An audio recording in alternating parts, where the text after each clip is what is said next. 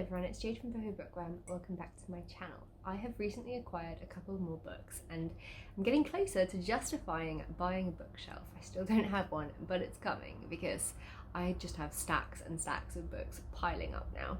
The first two books I'm going to speak about today are from Viper Books. So they kindly sent me Make Me Clean by Tina Baker, which is about this woman called Maria. She's a cleaner, she's a really good cleaner, and she currently works for this woman called Elsie, who is slowly losing her marbles. Elsie also has this really horrible husband. Then she also cleans for this guy called Brian. Brian seems really sweet, but he's got a really terrible boss that he tells her about. The third person she cleans for is a guy called Mr. Belogan, who tells her all about his terrible neighbour. So there's all these people that the people that she cleans for tell her about and complain about. What's going to happen? If you're thinking about hiring Maria as your cleaner, know that she's a very good cleaner, but she is also responsible for killing the people that you complain about. Not only that, but she also murdered the man that she loved, or so people think. She takes it very literally, cleaning up people's lives. She makes people's lives a lot happier, but at what cost? This book just sounds so fun and I love the cover, so I'm really excited to dive into it. It's published this year. The next book that they sent me was Freeze by Kate Simants. So this is on the toughest reality TV show. A killer is hiding out of shot.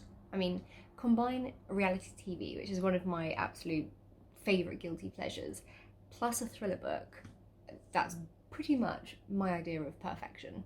So this is set off of the coast of Greenland, and 8 contestants will push themselves to the absolute limits for a £100,000 prize. So there's a cast of characters that this book follows. There's Tori, who launched the production company. There's also one of the camera women. So as we get to know everyone and their point of views, the camera woman, Dee, she notices one of the contestants is dead and not of natural causes. I'm not 100%, but I feel like they're going to be trapped on this boat and someone wants them all dead, and it just sounds gripping, riveting, and while the weather's still cold, I just feel like this would be the perfect read. This gets published later this year. Then Avon Books sent me The Younger Woman by Mandy, Byatt. So this is about Lottie and Nick, and they have the perfect marriage. How many times have I started off something like that? Like, it's such like the cliche premise of a thriller, like, oh, this and this couple, they just have the most perfect marriage, but ... But in this case, at Nick's farm, there's this young woman that starts there, and she is the spitting image of his wife, but younger, and he's starting to pay her a lot of attention. As the book goes along, Lottie finds out that she's pregnant, and so she decides to take Nick away for the weekend so that she can share the news with him. She decides to go down into the cellar to get something when they arrive at this place, and in the corner of the cellar she finds the body of a young woman. Could it be the woman that looks a lot like Lottie? And if so, what the hell has her husband done? It just sounds binge-worthy and so fun, and I believe that the author is actually from my hometown of Cheshire in England, so I just feel like I'm going to connect really well with this book. And I've never heard of the author before. To be fair, I've never heard of any of these authors before. If you have, let me know if you've read anything else by them, and you know, if you are enticed to pick any of these up. But before I go, I've got one more to talk to you about today.